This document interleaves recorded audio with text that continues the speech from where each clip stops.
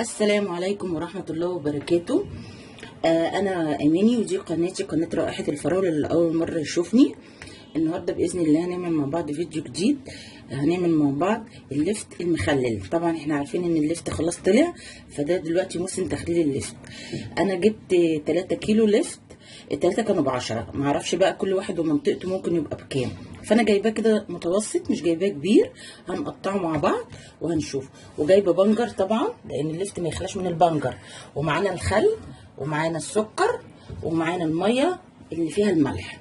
طبعا كل كيلو لفت هنحط عليه 3 معالق ملح كبار، عشان خاطر ما يبقاش ملح معاكي قوي ولا يبقى ملح قليل.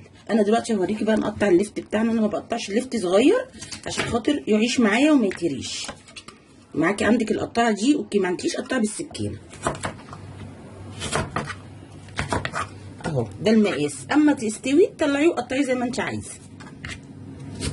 احنا عارفين ان اللفت بيستوي بسرعه، يعني هو خلال اسبوع بيكون استوى، وممكن يبقى اقل من اسبوع كمان لو الجو كويس، لكن لو الجو برد هو اسبوع.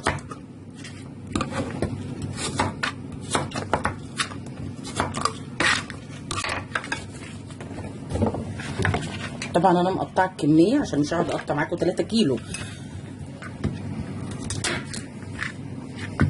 احنا غسلناه طبعا. انا لما جبته نقعته في الميه عشان يطلع كل الطينه اللي فيه، لان انتوا عارفه بيبقى كله طينه وتراب.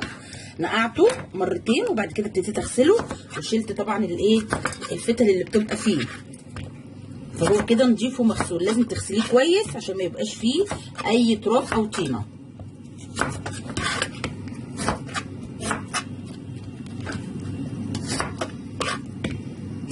تقطعيه بقى زي ما انت عايزه تقطعيه اكبر من كده، عايزه تقطعيه اصغر من كده، انت حره. بس ده التقطيع كويس بحيث ان انت تطلعي وتاكلي، يا دوبك تقطعي حاجه بسيطه.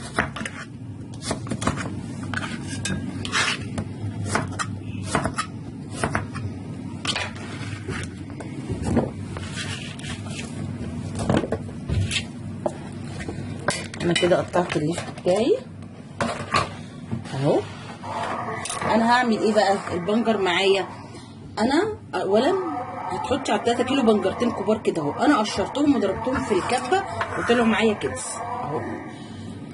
هتقولي لي طب ما احطوش سليم ليه؟ عشان يفضل لونه زهري على طول، ما يجربش معاكي وهو في الميه. هجيب البطرول بتاعي يكون مغسول حلو ومتعفر، وهعمل ايه؟ هحط شويه بنجر من اللي انا ضربتهم في الكبه من تحت. افرشي كده البطرمان من تحت بالبنجر اهو. وابتدي بقى انزل باللفت بتاعي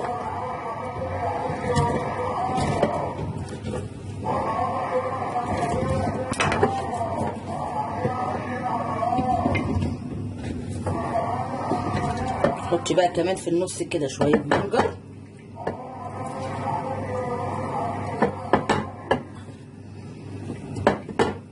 كملي بقيه الكميه بتاعتك.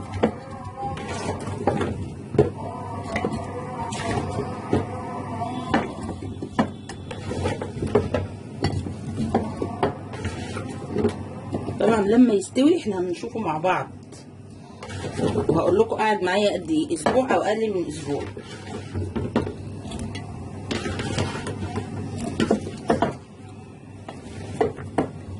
ادي الكميه بتاعتي اهي.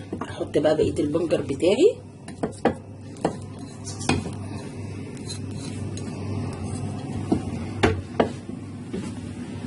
انا هنا معايا الميه دي. الميه دي لازم تبقى مغليه يا بنات، تسيبوها لما تبرد وتحطوا فيها الملح. انا عشان عندي 3 كيلو حطيت 9 معالق ملح كبار. هنزل بقى كده على البنجر بتاعي.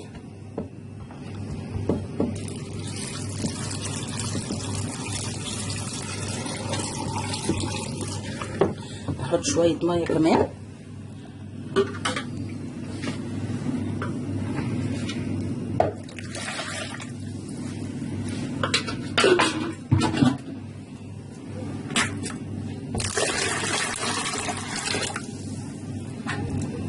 اروح حاطه بقى ايه شويه خل على الميه دي. هحط قد ايه؟ هحط معلقتين خل كبار، وهحط عليهم معلقتين سكر. ليه السكر؟ السكر عشان بيخليه ما يتهريش ويبقى ايه مقرمش معايا وانا باكله، مش طري. اي حاجه مخلله يا بنات بنحط عليها سكر، ده لازم. هتخلي لي الخيار نفس الحكايه، الجزر نفس الحكايه. الخيار بيساعد ان هو ما يتهريش، والخل بيبقى ماده حافظه. اهو حط بقى بقيه الكميه.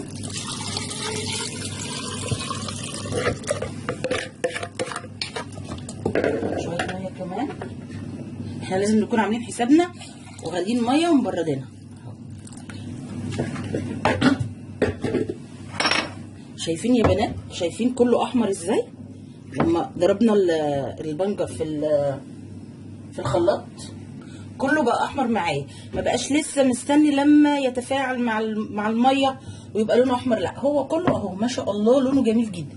هعمل ايه؟ هقفل بقى عليه حلو جدا، وتحطيه في مكان طبعا يكون بعيد عن الشمس عشان ما يتريش منك. هو بتحطيه فوق الدولاب، بتحطيه فوق التلاجة عادي جدا، او تحطيه تحت الحوض براحتك. هنفتح عليه بقى، هنفتح عليه بعد اسبوع وهنشوفه مع بعض، وهناكل احلى لفت ان شاء الله. ما تنسونيش بقى باللايك وبالاشتراك وبتفعيل الجرس عشان يوصلك كل جديد. وكان معاكم اماني من قناه رائحه الفراوله مع تخليل اللفت السريع. السلام عليكم ورحمه الله وبركاته.